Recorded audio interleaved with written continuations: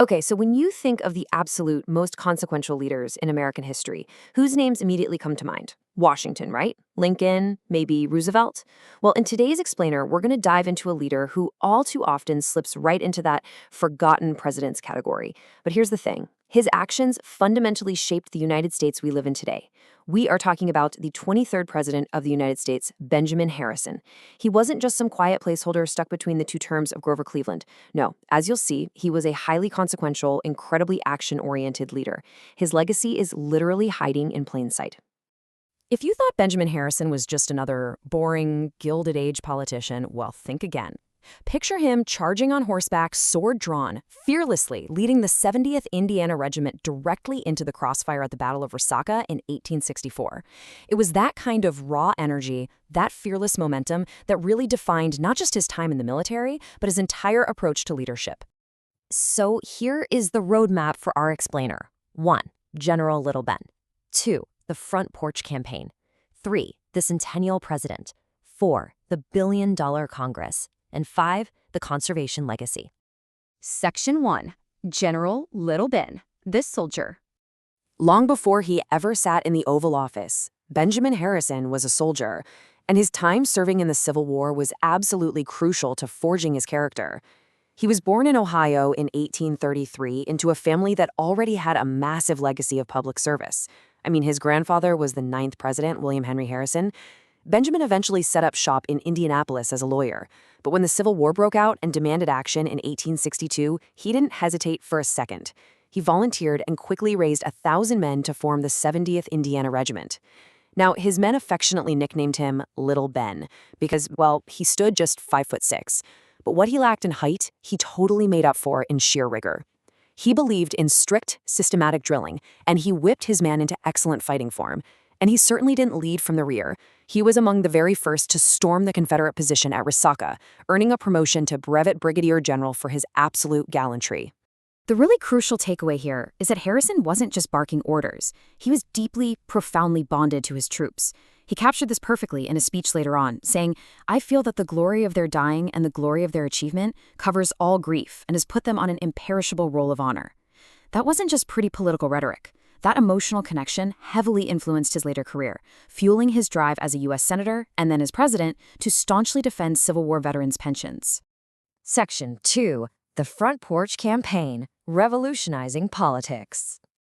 That fierce loyalty and momentum carried him right into national politics, and the 1888 election brilliantly shows just how different Harrison was from his opponents. Up until this point, the unwritten rule was that presidential candidates just didn't actively campaign. It was considered, undignified. The Democratic incumbent, Grover Cleveland, stuck rigidly to this tradition. He even went as far as forbidding his cabinet from campaigning. Harrison, on the other hand, completely flipped the script. He mounted what became famously known as a front porch campaign. Backed by a really well-funded Republican organization, Harrison delivered these short, punchy, daily speeches to thousands of visiting delegates right from his very own home in Indianapolis. He actively engaged the public, making the idea of the presidency feel accessible, all while keeping the focus strictly on the major economic concerns of everyday voters. But here's where it gets wild. The 1888 election resulted in one of the absolute quirkier moments in American political history. 90,000. That is roughly the number of votes by which Benjamin Harrison actually lost the popular vote to Grover Cleveland. Seriously. However, because his campaign was so incredibly strategic in key battleground states, Harrison won the Electoral College handily, 233 to 168. It's just a fascinating reminder of how the mechanics of our electoral system actually operate. Now, I have to share a truly surprising fact from that super intense 1888 election, because it actually dictates how we vote today. A Republican operative named William Wade Dudley wrote this secret letter to Indiana County Chairman. His brilliant plan?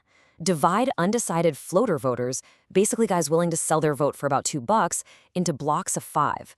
These blocks would be managed by a trusted partisan with the cash to buy their votes. Well, the Democrats intercepted the letter and blasted it nationwide. The ensuing scandal over literally buying an election completely backfired on Dudley. But here's the so what for us. That massive public outrage actually jump-started a nationwide movement to ditch those easily manipulated party-printed ballots. It gave us the modern, government-issued secret ballot that we literally still use today. Section 3. The Centennial President, Taking Office.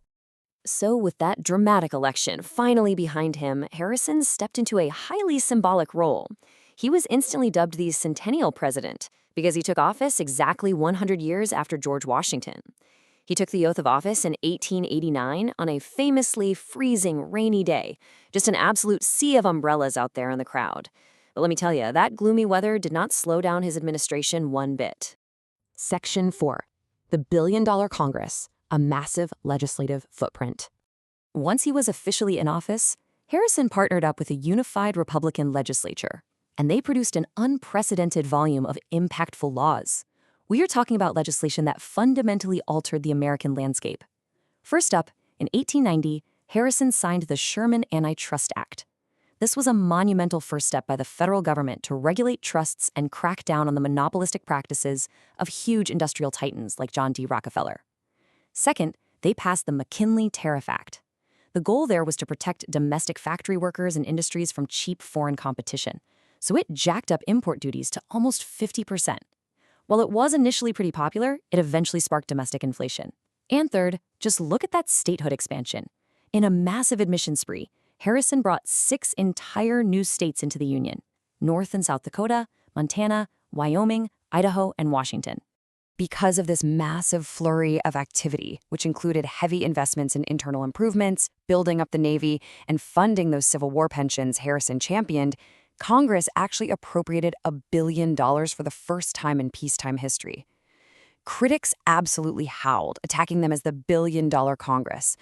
But Speaker of the House Thomas B. Reed shot back with this legendary defense. He just said, "This is a billion-dollar country." They firmly believed the nation's rapid growth warranted ambitious, large-scale federal investment. Section 5. The Conservation Legacy, Protecting the American Landscape. But honestly, perhaps Harrison's most enduring, yet completely overlooked legacy lies far outside of economics and politics. 22 million. That is the number of acres of forest land that President Harrison set aside on the public domain. Using the newly passed Land Revision Act, Harrison flexed his executive power 17 different times to establish national forest reserves all the way from California up to Alaska. That's enough land to boggle the mind. It was a massive, unprecedented scale of environmental protection for the time. And his conservation efforts definitely didn't stop at just forests. Harrison opened Sequoia, Yosemite, and General Grant National Parks. He also signed the very first federal protection for prehistoric Native American ruins down at Casa Grande in Arizona, and he established the first national military park at the Chickamauga battlefield. So the big takeaway here is that when you go out and visit these incredible national monuments and parks today, you are literally walking through Benjamin Harrison's legacy. His firm, purposeful actions directly inspired the sweeping conservation policies that Theodore Roosevelt would famously champion a whole decade later. Conclusion: a legacy hiding in plain sight. As we re-evaluate Harrison's true place in history, over a century has passed since he was laid to rest in Indianapolis. His grave's inscription reads, "Statesman, yet friend to truth, of soul sincere, in action faithful and in honor clear." And that really tracks because those who worked alongside him remembered his absolute integrity and his conscientious devotion to duty. In fact, the great American intellectual Henry Adams later called Harrison the very best president since Lincoln. High praise, right? So I want to leave you with this final thought. We've seen how Little Ben charged into battle, totally revolutionized how political campaigns are run, curbed massive monopolies, expanded the Union by 6 whole states, and saved tens of millions of acres of American wilderness. Is it time to finally pull the Centennial President out of the shadows? When you really look at the sheer momentum of his life and the institutions he shaped, it's pretty clear his impact never really went out. As he himself once said of great lives, it just went on. Thank you so much for joining me for this explainer, and keep questioning the history hiding right in plain sight.